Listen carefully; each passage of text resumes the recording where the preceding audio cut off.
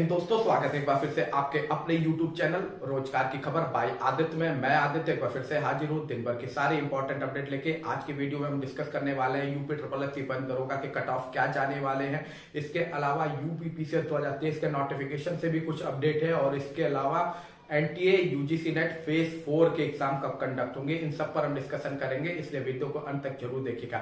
चलिए चलते हैं वीडियो की ओर। तो सबसे पहले हम बात कर लेते हैं यूपी ट्रिपल एस बंद दरोगा का क्या कट ऑफ जाने वाला है।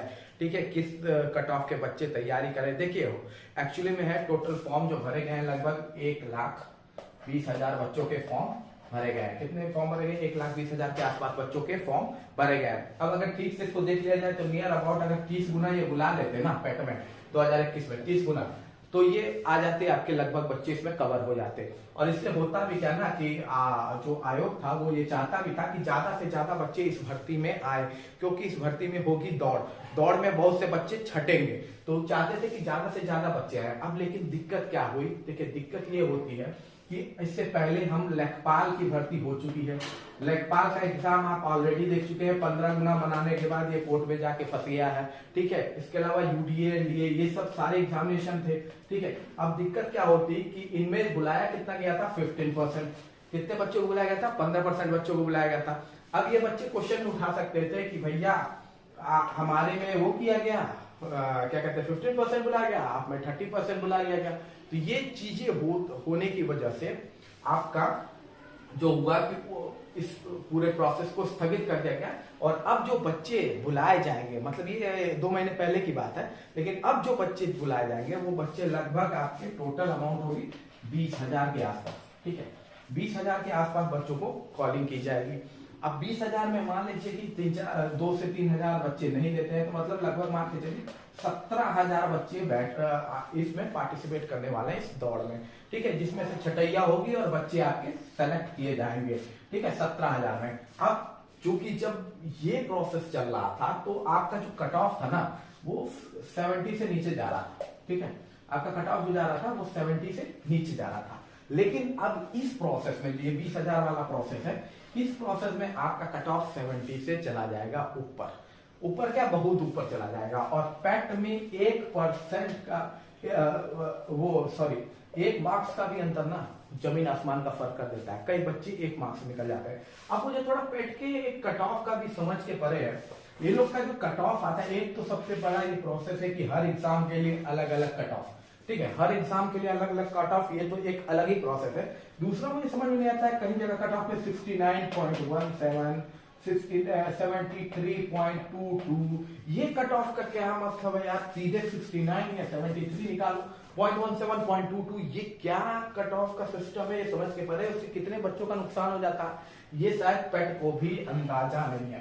तो टोटल 20,000 बच्चे देने वाले एग्जामिनेशन 17,000 के आसपास देंगे। अपसेट भी होते हैं बच्चे। ठीक है, और कट ऑफ जो पहले मतलब आज से 2 महीने पहले 69, 68 के पास बोला जा रहा था, अब वो कट ऑफ उठ के ना आपका आने वाला है जनरल कैटेगरी का, तो आप मान के चलिए 75 के आसपास आ जाएगा, 75 के आसपास ये कट ऑफ चला जाएगा। मैं मार्क्स को बोल रहा हूँ, ये परसेंटाइल नहीं है, ये मार्क्स है। जिसके 75 मार्क्स आए हैं, ना कि परसेंटाइल, जिसके 75 मार्क्स आए हैं ना वो कर सकता है। ईडब्ल्यूएस भी आपका नहीं कुछ तो 73 के आसपास होगा और ओबीसी भी आपका 73 के आसपास होगा, या ये 74 भी हो सकता है, +-1 कर लीजिए। ठीक है, +-1 कर लीजिए। ठीक है, तो ये लगभग आपके मार्क्स आने वाले हैं। एसटी का मार्क्स आपका लगभग जाएगा 71 के आसपास, +-1 71 के आसपास, सॉरी शेड्यूल कास्ट का, और शेड्यूल ट्राइब का मार्क्स आपका 70 के आसपास होगा, +-1।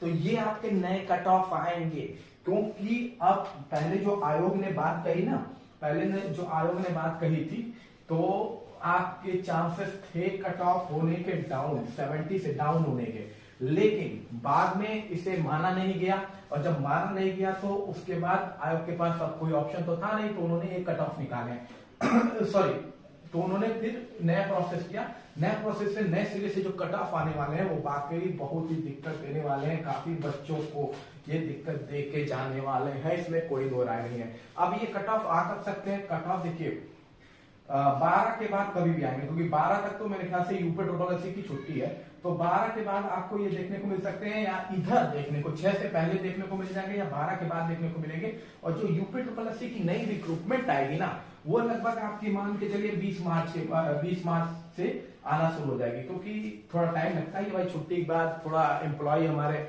गवर्नमेंट एम्प्लॉयज को थोड़ा एक्टिव होने में टाइम लगता है। क्या 20 मार्च से आपको ये देखने को मिल जाएगा। तो लेकिन ये जो भी हुआ ये काफी नुकसान हुआ बच्चों के लिए, तो नुकसान के चांसेस बहुत ज्यादा हैं इसमें।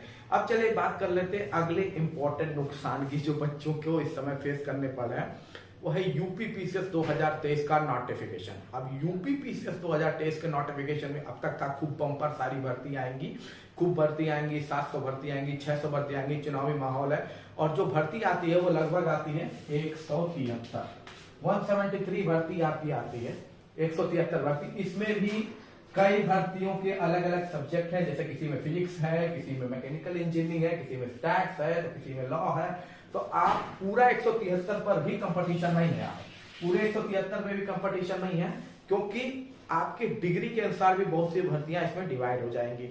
अब प्रॉब्लम है कि सीट बढ़ेगी कि नहीं बढ़ेगी। सीट बढ़ने के चांसेस देखिए होंगे तो ज्यादा से ज्यादा 20 से 25 या 30 तक सीट आपकी बढ़ सकती है, 30 सीट तक बढ़ सकती है। और यूपी पीसीएस का पिछले 2 साल से जो ट्रेंड चला आ रहा है कि हमें उपयुक्त विद्यार्थी नहीं मिले, इंटरव्यू लेने के बाद उपयुक्त उनको विद्यार्थी नहीं मिलते हैं, तो उधर से अगर सीटें अच्छी खासी खाली हो जाती है तो वो भी इसमें ऐड हो सकती है। तो 50 के आसपास, इससे कम ही सीटें बढ़ेंगी, 50 के आसपास तक की लगभग सीटें बढ़ेंगी।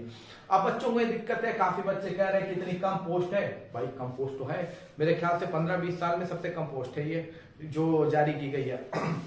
अब जो इतनी कम पोस्ट है, अब इसमें हम फॉर्म भरे कि ना भरे। तो भाई मैं तो एक सिंपल बात करूंगा, आपको सिर्फ एक सीट चाहिए। कितनी? एक सीट चाहिए, सिर्फ एक सीट के लिए आपकी लड़ाई है।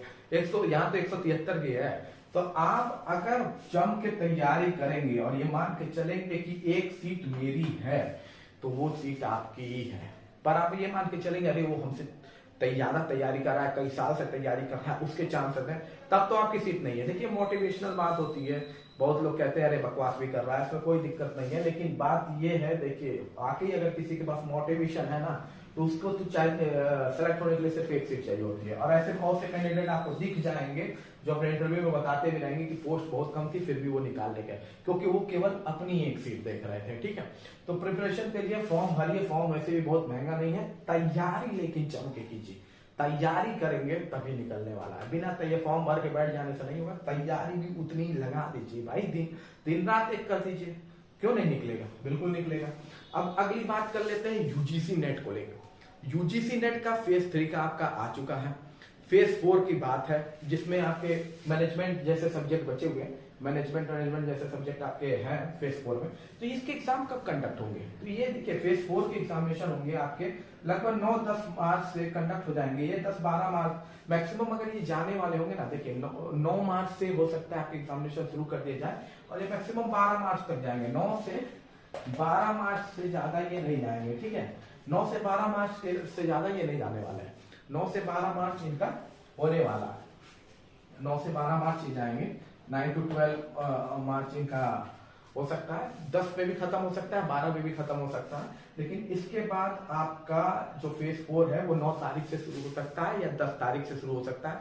आपको जल्दी पता चल जाएगा फेज 4 9 या 10 को। अब इसके बाद इंपॉर्टेंट पॉइंट ये है कि आपका आंसर की कब आएगा, तो इस एग्जामिनेशन होने के 7 से 14 दिन के अंदर आपके आंसर की रिलीज कर दिए जाएंगे। और उसमें आपको देखना होता है, आपके पास ऑप्शंस होते हैं कि एनटीए ने जो आंसर दिया है और आपका आंसर अगर गलत लगता है आपको कि एनटीए द्वारा जो आंसर दिया गया है वो गलत है, मैंने जो आंसर दिया है वो सही है, तो फिर आप इस पर ऑब्जेक्शन कर सकते हैं। ऑब्जेक्शन की फीस होती है 500 रुपीज पर क्वेश्चन, तो काफी महंगी फीस महंगी है। लेकिन अगर आपको लगता है आपका 100% आप श्योर है, आपके पास वो डेटा अवेलेबल है कि आप कह रहे हैं कि नहीं यहाँ पे ये चीज लिखी है, उस चीज को आपको पर्टिकुलरली अपलोड करना होता है और आप ऑब्जेक्शन करते हैं पूरा प्रूफ के साथ, अपलोडिंग फोटो एक्सेट्रा, तो आपका अगर एनटीए इस ऑब्जेक्शन को मान लेता है तो फिर आपके जो 500 रुपए लगते हैं वो रिटर्न हो जाते हैं, और अगर नहीं मानता है तो आपके जो 500 रुपए हैं वो चले जाते हैं। तो यही होने वाला है, और जल्दी आपको मुझे लगता है मार्च अंत तक या अप्रैल स्टार्टिंग तक आपको रिजल्ट भी मिल जाएंगे, और क्योंकि जून के भी पेपर अभी कंडक्ट होने वाले हैं। बाकी किसी भी अपडेट के लिए मेरे चैनल को लाइक और सब्सक्राइब जरूर कीजिए। जय हिंद, जय भारत, मिलते हैं अगले